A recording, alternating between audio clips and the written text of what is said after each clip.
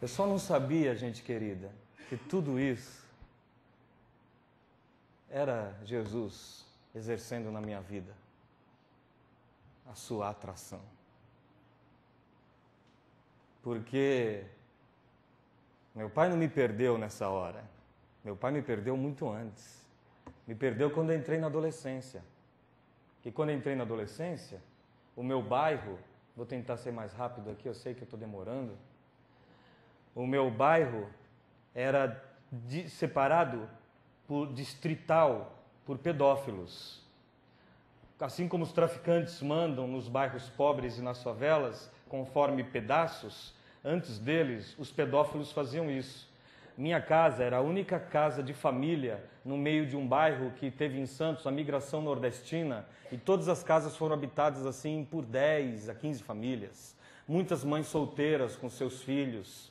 E a minha casa era a única que havia papai, mamãe e filhos. E ainda um vô espanhol muito respeitado no bairro. Contudo, ao andar pela rua, alguém achou que meu andar era atraente e bonito. E o cara mandou me chamar. E eu fui lá. E quando cheguei era uma tapeçaria. E quando cheguei na tapeçaria, ele falou, quer trabalhar aqui? Você vai ganhar tanto. Eu fiquei alucinado. Eu tinha 12 anos de idade. Eu falei, quero. Então aqui é assim, tem que ajudar a carregar isso, costurar aquilo, fazer aquilo outro, tá bom? E aí cheguei em casa, só avisei meu pai. Pai, mó legal, tô trabalhando, vou ganhar tanto. Tá bom. O pai não ligava mesmo para nada. E aí comecei a trabalhar lá. E aí, sabe aqueles sofás, aquelas camas, tudo aquilo? Era onde os meninos faziam os troca-troca. Era onde as virgenzinhas do bairro eram defloradas. Como é o termo que já não existe mais? Deflorada. Era onde acontecia o comércio de corpinhos infantis entre os adultos. Eu tenho esse aqui, você quer? Troco por esse, te dou. Era assim. Vi, percebi tudo aquilo. De certa forma, aquilo me chocou. Falei, ó, eu vou parar de trabalhar aqui e tal, porque eu tenho que estudar bastante. Não dá para continuar. Não, você não vai sair daqui. Porque se você sair daqui, nós vamos dizer para o seu pai que você está envolvido com tudo isso aqui. Aí eu pensei, não, meu pai não vai acreditar neles, né? Então, eu vou parar. Parei sem avisar. Aí começou a vir menino na minha casa. Escuta, o cara lá está quebrando tudo. Só vai parar de quebrar se você aparecer lá. Senão ele falou que vai vir quebrar aqui. Aí lá eu ia lá. O que foi? O que está acontecendo? Quando eu cheguei lá tinha calendário meu. Calendário com a minha foto. Foto transformada em calendário na gráfica. Aí ganhei camisa do Flamengo, kimono de karatê, estrela, mesa de botão. E eu, ingênuo, levando tudo para casa. Meu pai viu, aí ele acordou. E caramba, tem alguém desejando meu filho. Melhor eu chamar o cara para conversar. Fiquei mal feliz. Finalmente vou resolver, esse problema vai ser resolvido. É coisa de adulto. O cara foi lá em casa, na porta. Falou, olha, o senhor está confundindo as coisas, falou com meu pai. O ambiente de trabalho é saudável. Eu ensino um ofício para as crianças. Eu já ensinei para muitas crianças desse bairro. Se o senhor permitir, eu ensino esse ofício para o seu filho. Porque ele pode, enquanto estuda, ter também o seu próprio dinheiro. Se o senhor quiser, eu entrego o dinheiro direto na sua mão. Né? E quem tem apresentado bom rendimento é gratificado com as coisas que as crianças gostam. Criança não gosta de dinheiro, criança gosta de coisa. E é só por isso que eles ganharam essas coisas. Eu queria que, pelo amor de Deus, se eu não pensasse um negócio desse de mim. Enquanto isso, eu tentava jogar bola na rua, só que só tomava porrada o tempo todo. De quem? Dos ex-meninos dele, que tinham perdido os presentes, que agora eram todos focados em mim. Eles precisavam dos presentes. E as mães deles deixavam eles ganharem. Por quê? Ela não tinha dinheiro para comprar o caderno. O cara dava.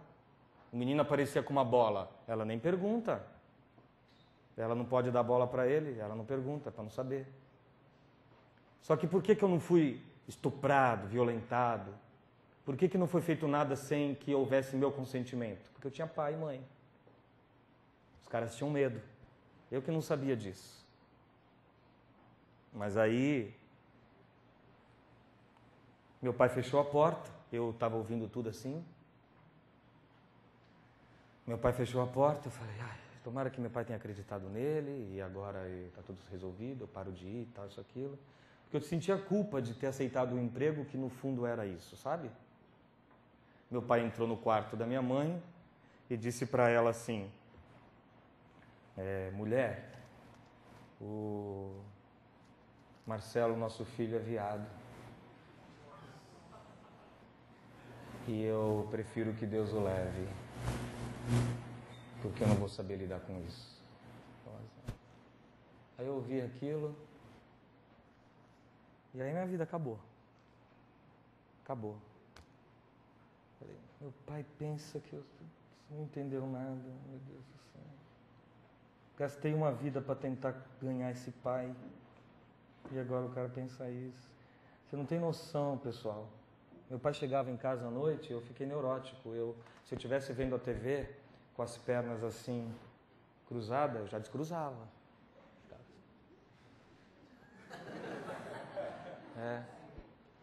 Meu pai chegava, oi, pai. Fiquei doido, perturbado. Agora o diabo lá dos caras, de alguma forma sabia disso que tinha acontecido dentro de casa. Porque a partir daí eu fiquei 3 anos refém. 3 anos. Tudo baseado numa única ameaça. Se você não vier, se você não fizer, se você não for, se você não aparecer, nós vamos contar para o seu pai. E agora eu sabia que meu pai não ia acreditar em mim. Meu pai ia acreditar neles. Não dá para sair de um negócio desse, a não ser que Deus faça você sair de um negócio desse. Eu era sequestrado, eu era preso no cais, ficava lá, me puxavam pela mochila das costas, eu entrava num carro, já estava até acostumado. Para onde que a gente vai?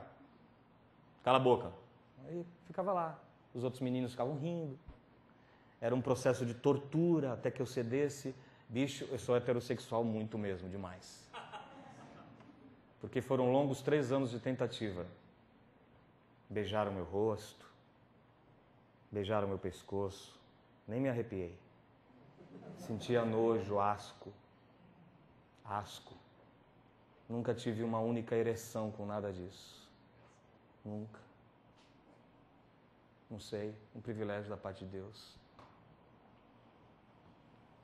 Mexiam assim na minha orelha, eu me afastava. Às vezes eu estava na mesa, alguém chegava assim, por trás. Mas nunca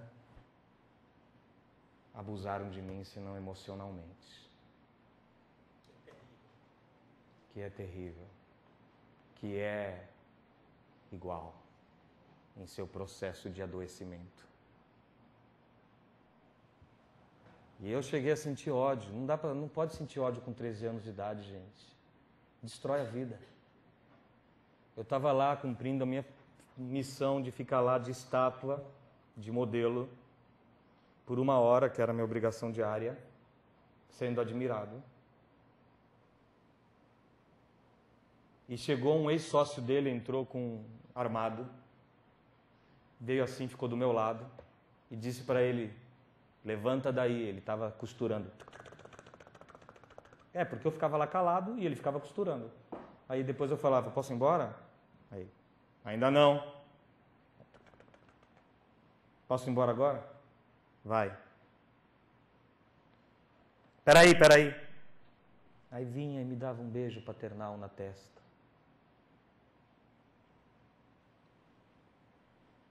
Aí o moço veio com a arma, levanta para morrer.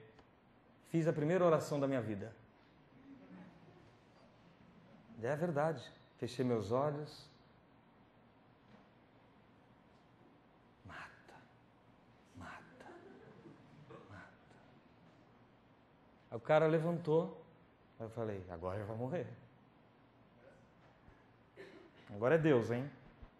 Aí levantou, aí eu estava aqui na mesa de ping-pong sentado, o cidadão estava ali, armado, e ele veio aqui e fez assim, ó. Vai, idiota. Atira. E aí eu fechei meus olhos e falei, atira, atira, atira, atira, atira. Você viu? Uma criança sem recurso. Uma criança sem recurso. Torcendo para acontecer um negócio desse. Só que o idiota começou a tremer assim. Eu volto. E foi embora. Falei, cara, esse cara é o super-homem.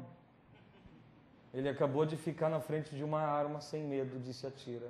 Peguei minha bicicleta e fui embora chorando, chorando, chorando, chorando, chorando, chorando. Nunca vou me livrar disso, nunca, nunca, nunca. Aí eu comecei a orar, comecei a orar, comecei a orar, comecei a orar. Eu ajoelhava no meu quarto e Deus, seja lá você quem é, seja lá você quem for, me tira dessa, porque não tenho pai, não tenho quem me dessa, me tire, me tira dessa, me tira dessa, me tira dessa. Se o Senhor me tirar dessa, se o Senhor me tirar dessa, eu faço tudo, eu faço qualquer coisa, eu sou o que o Senhor quiser. Eu vou para a igreja, eu sou um bom católico, eu viro até crente, se for o caso. Era isso que eu falava, eu tinha já 14 anos de idade. Queria fazer barganhas com Deus. Ao mesmo tempo fazia um monte de acordos com o cara. Falei, ó, nunca mais eu quero vir aqui. Ele, tá bom, é só cumprir uma dessas 10 coisas. Loucura. 10 coisas que eu tinha, uma delas, ó, misericórdia com você, basta escolher uma das 10. Eu levava as 10 para casa, deixa eu ver qual é possível. Não dava para fazer nenhuma das 10. Nenhuma das 10 era possível fazer. De sacanagem ele colocou uma lá e ia ao cinema. Foi aqui eu voltei aceitando. Ele riu uma risada diabólica e disse, essa eu coloquei de sacanagem. Eu falei, mas as outras não dá. Aí ele, então cada um vive com as consequências dos seus atos. E aí assim. E eu, Deus, não deu para fazer as coisas lá que eu pensei que ia dar para fazer. Me livra dessa, me livra dessa, me livra dessa, me livra dessa. Minha mãe chegou um dia em mim e me viu com a cabeça enterrada debaixo assim da água, porque todo dia eu tinha enxaqueca, todo dia eu tinha febre. Febre, febre, febre, febre, febre, febre. Ela falou, filhote, ninguém tem enxaqueca na sua idade assim tanto, o tempo todo. Me conta o que está acontecendo, porque seja lá o que for, já está acontecendo há muito tempo. E aí eu me acabei, me derramei, contei. Só que não antes dela prometer, jurar por Deus, pela mãe, pelo pai, por mim, por tudo que é mais sagrado, que não ia contar para ninguém. Porque era a maior vergonha que eu sentia na minha vida. Eu estava lá na outra cidade, Fugídio. O cara estava lá. Eu ia jogar bola na outra lá. O cara estava lá. Aí eu falei, mãe, está acontecendo isso. Pô, mamãe vai resolver. Aí ela falou, estou lidando com um louco, então eu vou resolver diplomaticamente. Foi lá e disse para ele, olha só, não chega mais perto do meu filho, você é doente, vai se tratar, já estou sabendo de tudo. Ele falou, pô, estou com vergonha que a senhora saiba dessas coisas, fica tranquila, obrigado por ter vindo desse jeito, a senhora podia vir de outro jeito. Eu vou mesmo tentar me tratar, eu sei que é um problema, tal. É muito bem, então por favor, tal. E veio e me disse que fez isso. Aí eu fui lá, me ajoelhei a Deus e falei, Deus, obrigado, graças a Deus. Agora eu vou fazer tudo aquilo que eu prometi, vou ser só teu e tal, e blá, blá, blá. Mas aquilo,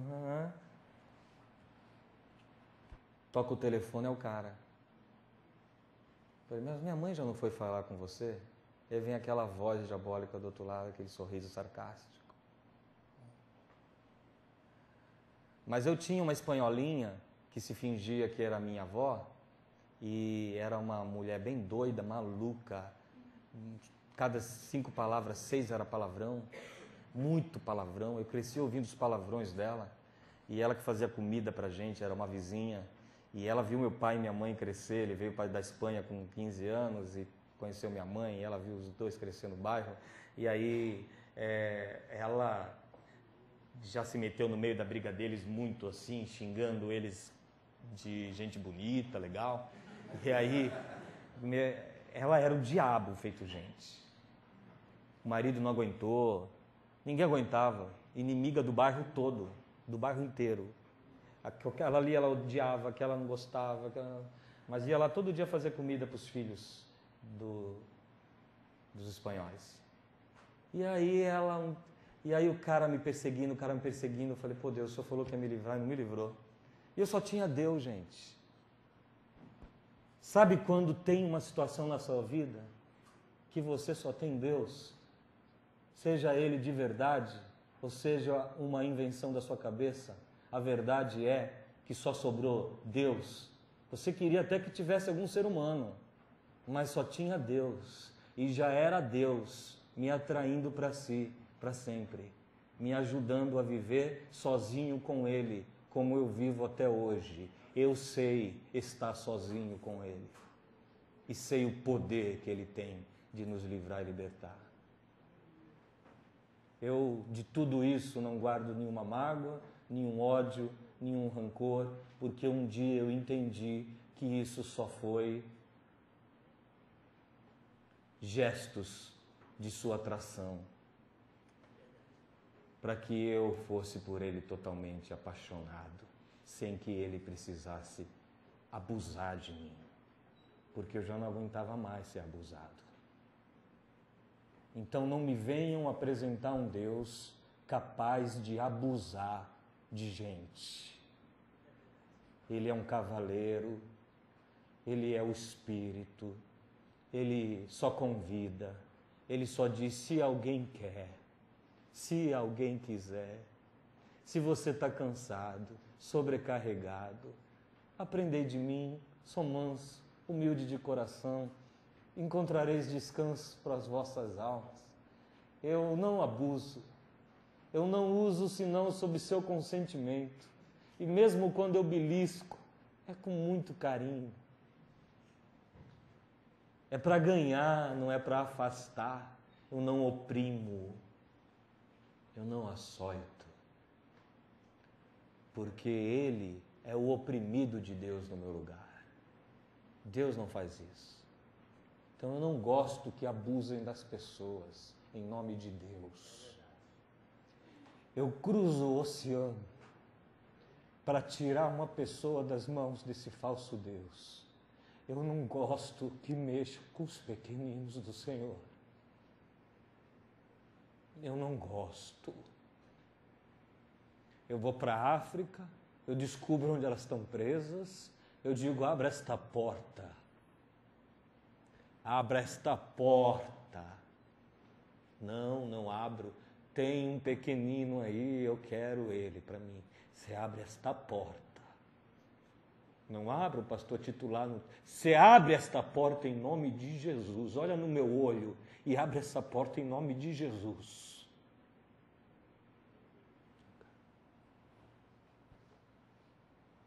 Agora eu entro e sou eu que falo.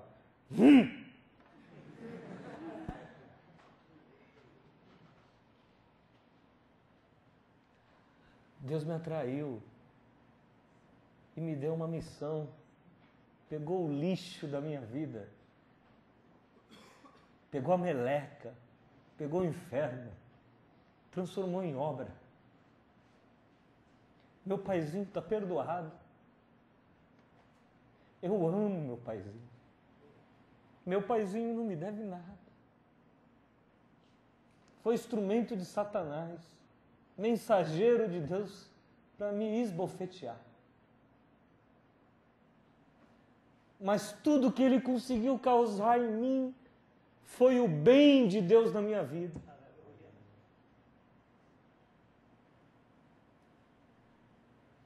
Hoje é um vozinho. Voltei agora da Espanha e trouxe para ele o certificado do melhor sogro que uma mulher podia ter. Porque é isso que minha mulher acha dele. e dei para ele. Quando ele fala alguma coisa que não presta, eu digo na cara, eu sei que o senhor não presta, o senhor sabe que o senhor não presta. Mas eu lhe amo tanto. Meu pai é meu filho, meu irmão. Porque eu tive que aprender a ser pai dele muito cedo. Vive querendo fazer merda. Mas eu o amo. Eu o amo. Com todo o meu coração. Sabe por quê? Porque quando ele não me guardou, quando ele não me defendeu, Deus apareceu. No formato de uma espanhola maluca que descobriu um telefonema que minha mãe recebeu, ela atendeu na extensão. Ela atendeu na extensão, quando viu que minha mãe atendeu lá, foi desligar aqui. Mas quando foi desligar aqui, ouviu um homem dizendo, eu não estou aguentando de saudade. Opa, com quem que ela está conversando? Rapaz, pare com isso, minha mãe disse. Ela, eu não estou aguentando de saudade, eu preciso dizer isso para você. Aí ela tem um amante. Chegou na minha mãe e disse, olha só, eu amo muito você, mas também amo seu marido, você tem um amante e eu vou contar para ele. Aí minha mãe falou, você sabe que se você contar para ele que eu tenho um amante, ele me mata. Aí ela, você é muito safada, você não podia fazer isso. Minha mãe, me perdoa e não conta para ele. Aí eu vou contar. Ela, não, então eu vou te contar a verdade. Aquele cara estava atrás do meu filho, não de mim. Aí ela, como é que é? Aí ela foi lá, pegou a faca, de camisola, foi andando pela rua até chegar na tapeçaria.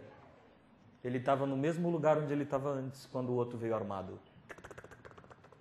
E ela, na altura dos seus quase 70 anos de idade, mas com 70 palavrões na boca, pôs a faca aqui nele assim, mandou ele levantar, ele levantou. Mexe com meu neto de novo, mexe. Eu furo você. Eu mato você, eu mato você. Hoje eu só vou te castigar.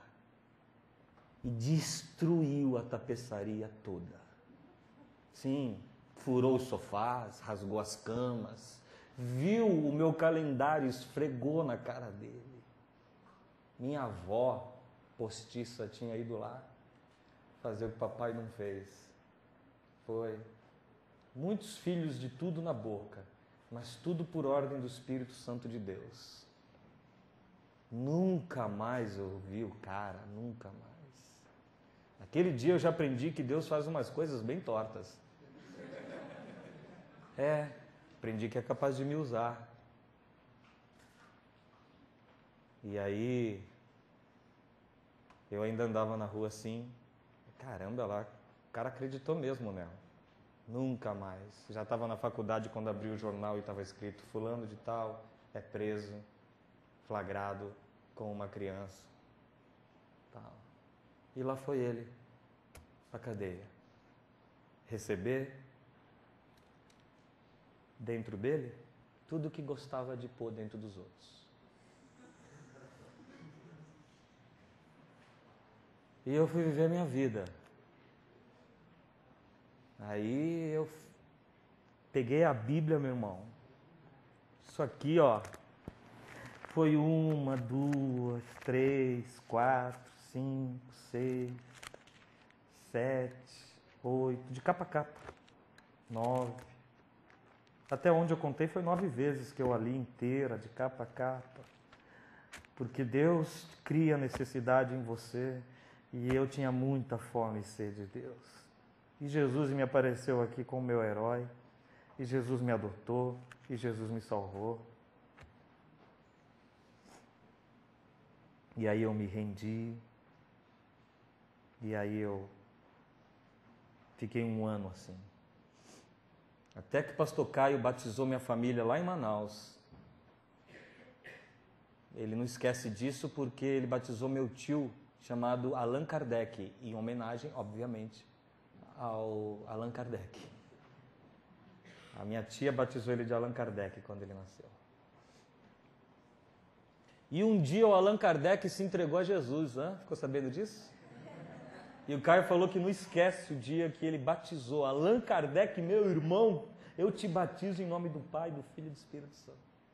Aí meu tio pegou, veio para Santos nos evangelizar. E aí ele me falou acerca da salvação em Cristo e disse para eu procurar uma igreja. Como a igreja que o Caio lá tinha convertido ele a presbiteriana, eu fui para a presbiteriana que eu fui. Eu nem sabia a diferença entre presbiteriano e presbiteriano independente. Eu fui para a presbiteriana independente. Deus seja louvado por isso. Não havia nenhuma diferença entre as duas. São todas iguais. E umas mais iguais que as outras. Mas aí, quando eu entrei, eu pensei, meu Deus do céu, se eu já estou aqui assim, como eu estou danado de amor por Deus, imagina esse pessoal que nasceu lá dentro. Porque eu estava 1 ano, eles estão há 12, 13, 14, 15, 16, nunca enfrentaram as coisas que eu enfrentei. Eu pensei, convite para o primeiro acampamento. Nossa, agora eu vou conhecer o céu, vou fazer amizades. Mas eu era tímido ao extremo. Porque quando eu tentava namorar, o moço mandava alguém me avisar. Eu e minha namoradinha, a gente ficava de mão dada assim, quando era criança. O moço, chegava um rapazinho e falava assim, você sabe que você não pode? E eu com uma vergonha dela de estar ouvindo aquilo. Aí na igreja eu cheguei assim, tímido. Mas graças a Deus as meninas da igreja não eram como eu pensava. Porque eu pensava que elas eram crente. Mas elas não eram. Elas me trataram, não é? E no primeiro acampamento, eu que antes era... Primeiro o cara é abusado pelo pai, depois é abusado pela mãe, depois é abusado pelo pedófilo, aí entra na igreja, passa de mão em mão, abusado o tempo todo, por aquela competição que não terminava. Eu não era bonito, não. É verdade. É verdade. Tá aí a minha mulher que não convivia comigo nessa época. Para falar. Como?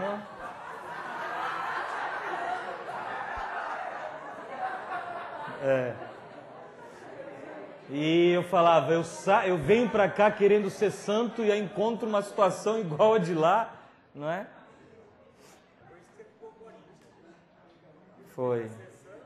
Não, eu fiquei Corinthians, pastor, porque um dia, você vê como eu estou de bem com meu velho, apesar de ser um covarde, a única coisa que meu pai me ensinou foi ser corintiano.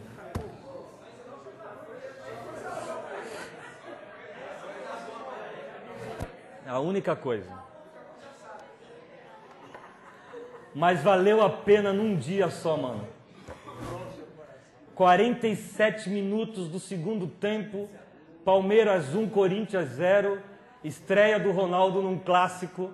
Eu tô com meus amigos comemorando, sofrendo, e meu pai aprontando tudo contra minha mãe e eu falando com ele, olha, porque foi agora, falando com ele, tenta fazer alguma coisa, tenta. Aí ele foi lá e disse para um tio meu, vou perder meu filho se eu fizer alguma coisa contra ela, porque o bicho tá bravo. E aí eu não falo, meu pai ligava, eu não falo com o senhor. Foi agora isso, agora. Precisava fazer alguma coisa. Eu não falo. Meu coração estava bem em relação a ele, mas eu não falo. Marcelo, eu quero só uma reunião. Não vai ter. Então vai para casa. Era assim. Aí eu lamentando com meus amigos, meu pai continua um cara que não dá. E aí escanteio pro Corinthians, eu não sei o que eu vou fazer com meu pai, eu vou trucidar, Deus não tá, tem que dar um jeito. Aí 47 minutos do segundo tempo, Não foi, o Ronaldo não cabeceou, foi a bola que... Ele não pôde fazer nada. A bola bateu na cabeça dele e entrou no gol. E o Corinthians empatou com o Palmeiras na estreia do Ronaldo. Ele subiu no alambrado, derrubou o alambrado. Mas eu vibrei tanto. Um amigo meu, cheio do espírito e da cerveja, me deu assim o telefone. Liga pro seu pai agora, porque essa vibração você deve a seu pai. Aí eu falei, pai! Seu desgraçado! Falei. Tô falando pros meus amigos aqui, meu pai não presta, mas uma coisa de boa ele me ensinou. Eu sou corintiano. É só isso que eu queria falar, a gente não tá se falando, velho. Foi assim. Foi.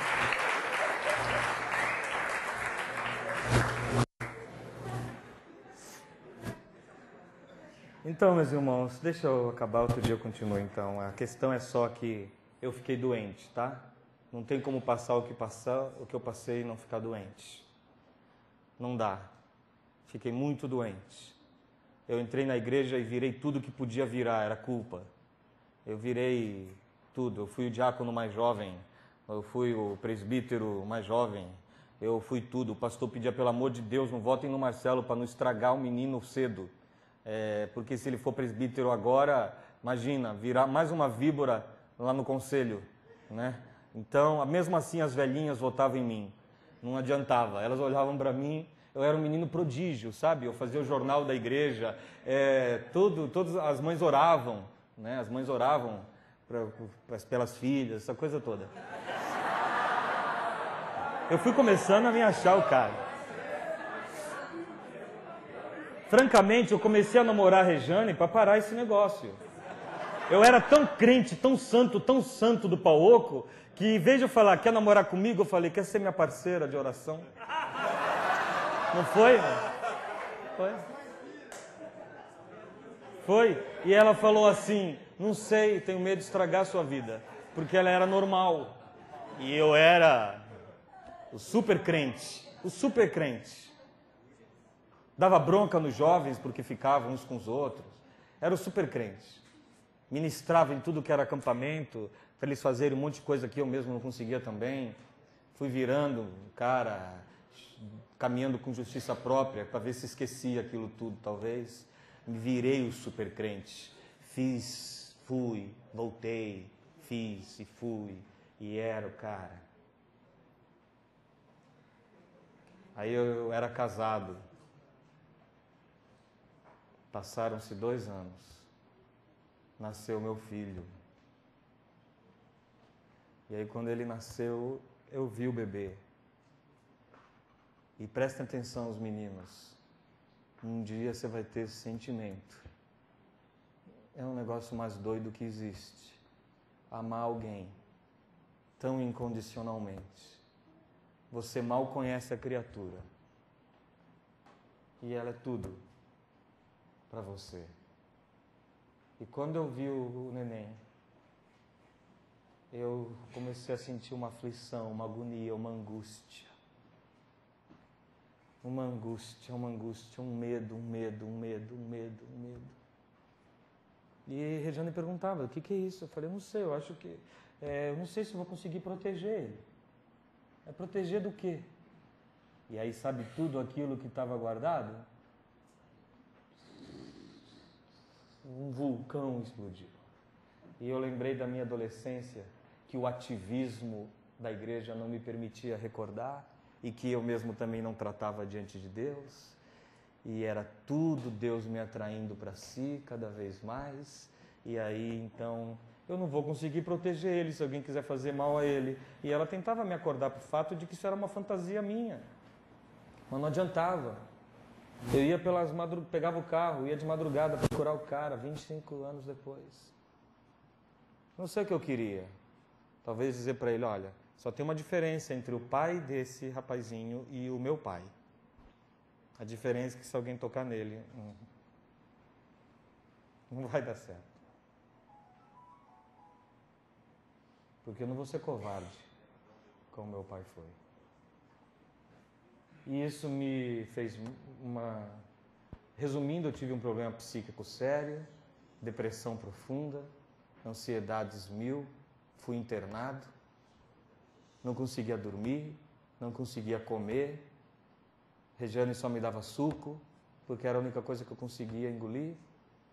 Fomos para o hospital, me arrastando, cheguei me arrastando no hospital, já era um cara da saúde, identificava problemas psicossomáticos em todo mundo. Isso aí foi sua mãe, isso aí foi... Em mim nunca nada.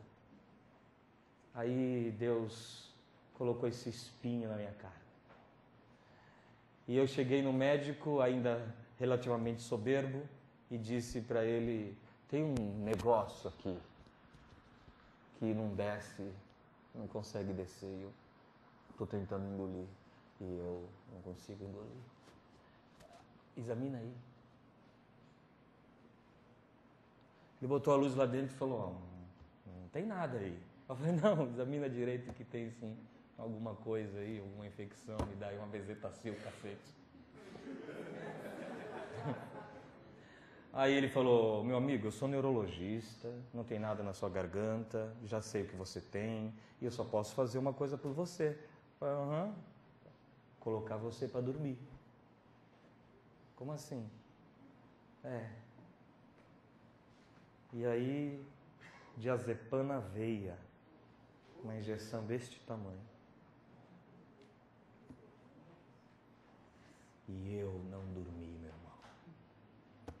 Porque eu era o cara. Quando a enfermeira chegou, foi lá, aí trouxe a segunda, e Regiane disse que enquanto ela estava dando, eu paguei. Quando eu voltei para casa nesse dia 1º de junho de 2000, o dia que eu morri, o dia que eu nasci, tem sempre um dia. Foi o dia que eu morri para mim mesmo e aceitei finalmente que a graça de Deus é de graça mesmo e que eu não precisava mais fazer por merecer e que Ele não precisava ser conquistado e que eu não precisava mais me desempenhar tão bem que eu podia ser só eu mesmo, que estava valendo, que Ele tinha me aceitado. Como eu não tinha me rendido assim no começo, foi necessário esses outros espinhos na minha vida. Até hoje, eu convivo com sequelas. Sequelas pelas quais eu agradeço a Deus. Para que eu não me soberbecesse pelo poder das revelações, foi-me posto na carne um espinho, mensageiro de Satanás a me esbofetear, para me humilhar, para que eu soubesse sempre que nada há em mim para fazer o que eu tenho feito na missão, porque a graça me basta. E olha que por conta dessas sequelas, eu já orei muito, muito, muito mais do que Paulo, suas 3 vezes. Mas eu confio nele, que tudo sabe. E o moço lá da adolescência, tadinho do moço, é um doente, um perturbado. E ele está perdoado. E os pastores que eu tentei fazer de pai, mas acabaram abusando de mim financeiramente e de todas as formas que se pode abusar eclesiasticamente de alguém, esses todos também estão perdoados. Meu consultório chegou a ser penhorado por causa da safadeza de um que depois que me expulsou da igreja para esconder o que tinha feito, a igreja soube e expulsou ele. Porque depois de tudo isso, eu ainda sou expulso da igreja. Mas isso é só ele me atraindo para si. Porque quando eu fui expulso da igreja, o Caio disse, finalmente agora a gente pode ter um negócio junto aí sem nenhuma opressão. Vou te falar com a minha relação com o pastor Caio. Ele nem sabe que eu estou aqui. Ele não sabe quais são os países que a gente escolhe para o caminho adotar para salvar a gente abusada. E quando sabe, é porque ele fala, Marcelo faz, só me traz os problemas. Porque o Caio é doente, ele gosta de problema, para poder solucionar, sabe? Ele quer solucionar. Então eu chego, pastor, eu preciso de 50 mil reais.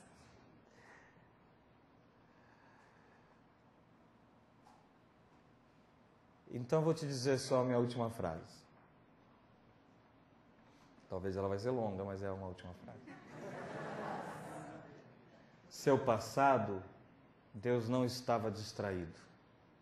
Ele viu, ele testemunhou, ele deixou, quando não, ele próprio armou.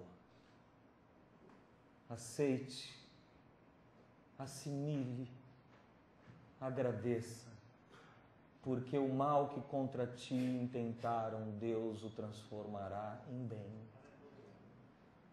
Faça como José. Meus irmãos, está tudo perdoado, porque o mal que vocês fizeram foi para o bem, para que então a nossa descendência fosse mantida lá no Egito. Porque no final, gente, no final, não tente entender, só confie. Você só vai entender depois quando você vê-lo face a face. No final, todas as coisas cooperam para o bem daqueles que amam a Deus e o temem. Perdoe seu pai. Pelo amor de Deus, perdoe sua mãe. Perdoe os abusadores da sua infância. Perdoe. Perdoe, porque aí é você que se livra. Não são nem eles. É você. É você. Eu não podia estar aqui falando com você se meu coração não tivesse completamente limpo dessa turma toda que, pensando o diabo que estava usando-os, tomou na cabeça. E foram todos instrumentos de Deus, para que hoje eu pudesse fazer de tudo para salvar alguns, porque posso compreender o que o outro tem passado e tem vivido. Você está diante de um cara que sabe o que é sofrer, porque se não soubesse e se não tivesse sofrido, não estaria diante de você. Então, por favor, assimile seus sofrimentos. Você é isso aí que você é. Aceite suas contradições. Aceite o amor de Deus por sua vida. E o jogo já começou. O treino já acabou. Vamos partir para cima. Vamos ganhar as pessoas para o amor, para Deus, para a causa. Vamos amar, vamos tocar, vamos fazer bem. Não porque queremos ganhar alguma coisa, mas é porque já temos tudo. E sendo o Senhor o nosso pastor, nada nos haverá de faltar. Salve os pequeninos. E não pense que você não pode. Sua história já te preparou para isso. Faça do seu jeito. E Deus vai te abençoar em nome de Jesus. A mensagem que você acabou de assistir faz parte do Ministério de Comunicação Palavra da Cruz. Temos um grande acervo de estudos bíblicos em áudio e vídeo. Distribuímos também, gratuitamente, o jornal mensal Palavra da Cruz. Entre em contato conosco pelo fone fax 0 operadora 43 3322 3037 ou pelo e-mail com@palavradacruz.com.br. Visite-nos também pelo site www.palavradacruz.com.br. Graça e paz.